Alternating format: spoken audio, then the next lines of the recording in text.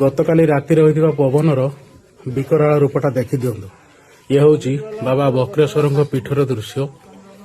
Meat high ଦୋକାନ ଉପରେ ଦେଖନ୍ତୁ କଣ ଗଛଟି ପଡ଼ିଛି। ଖାଲି ସେତିକି ନୁହେଁ, ପୁରା ଗଛ ପଛ ଉପାଡ଼ିକି ସେ ପୁରା ଏରିଆଟାକୁ ପୁରା ଧ୍ୱଂସ କରିଛି କାଲି ପବନ। ଖାଲି ଦେଖିଦିଅନ୍ତୁ ଛବିଟି। ଏ ହେଉଛି ଆମ ବାବା ବକ୍ରେଶ୍ୱରଙ୍କ ପୀଠ।